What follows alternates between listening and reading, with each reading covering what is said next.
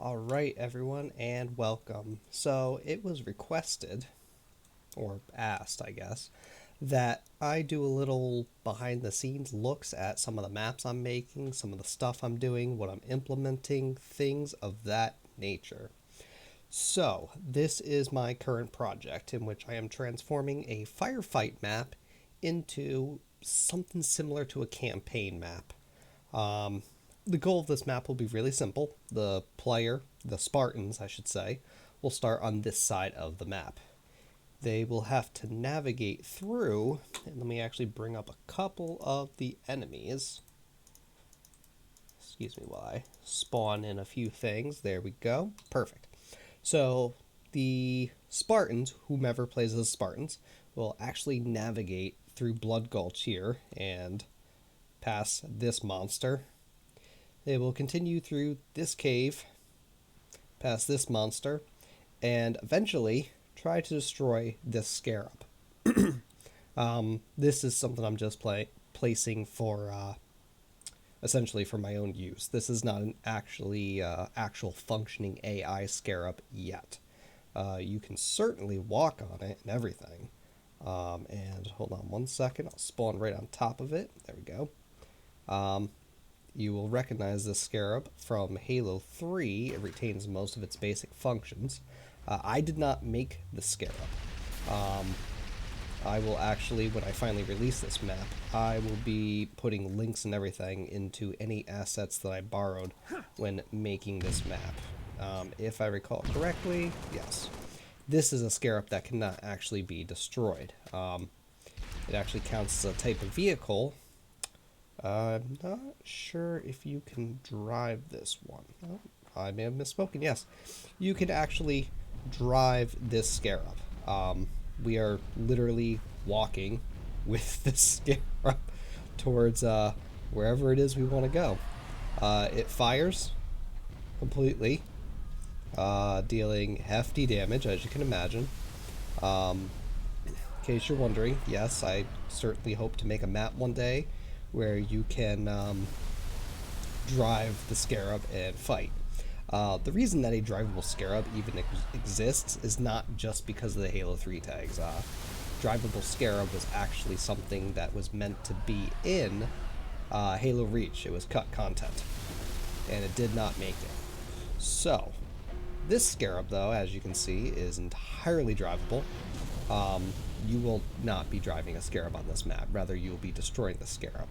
If you play as the elites, because it is going to be a firefight map, then you will be able to, you won't be able to drive it. You'll be able to get in it and shoot the turret, but because it will be AI controlled, you won't be able to actually move it around. Now, what I want to do real quick is just throw on a couple cheats, the stuff that I use when I am playtesting, and explore my map a little bit. You'll notice that there's a third anti-air gun, or as they're actually called in the game here, BFG. I'm sure we all know what that stands for. But this will be your starting point. This is a lot more ambitious than any other project I've worked on, and there it is. And this lovely turret here will actually be on your side. Right now, everything's going to try to kill me.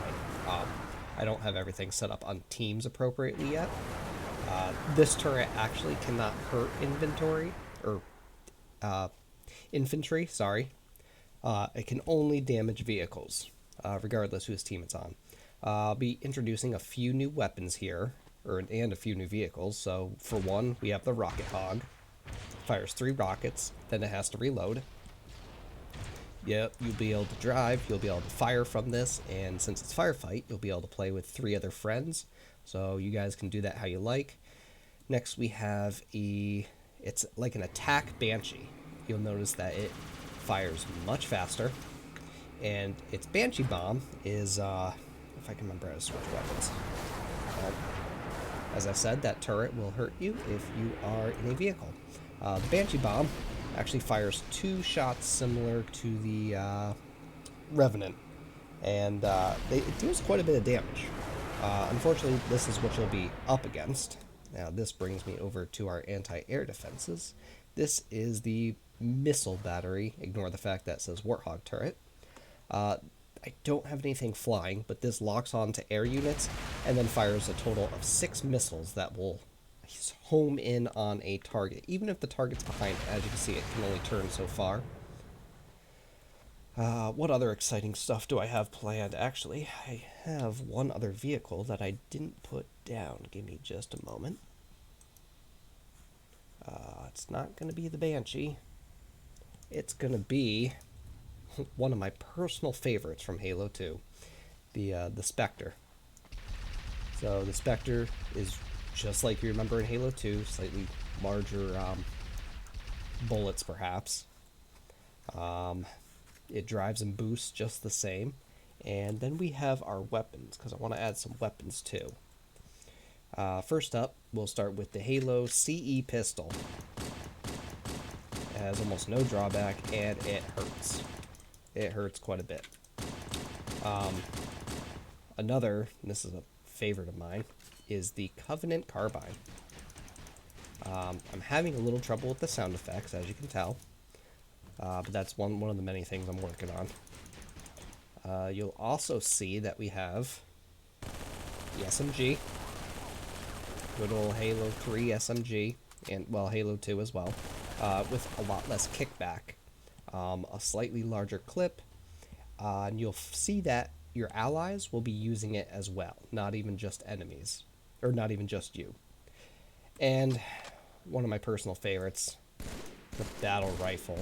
I absolutely love it. You'll notice it has no bloom. I've actually started setting up some beginning battle rifles that chill right over here, so you can grab at the start of the level. Hold on, I'm going to kill that. There we go. Alright. They start right at the beginning of the level, because even though you're on the assault to attack the Scarab, you will see enemies coming here to attack you as well, so you have some defenses here. We have there's some more interesting stuff, but I don't want to make this video too long, and honestly I have to go over some scripting and coding. But you will find little interesting structures here and there. Exploring them will more than likely get you some new weapons, some new gear. Hopefully, I'm hoping to add a couple more weapons into this before I release the map. I'm just having trouble finding tags. If there's any other modders out there who have some tags they would not mind sharing, I would greatly appreciate it. Otherwise, I hope you like what I got so far. If you want to continue seeing what's going to be released and even get early access to possible beta testing, because this will require a lot of testing, please subscribe. I may reach out to my subscribers at one point and see who's interested in testing at a certain time and date, and we'll get things going. Otherwise, I'm going to keep working on this, and I hope you guys really enjoy what you see so far.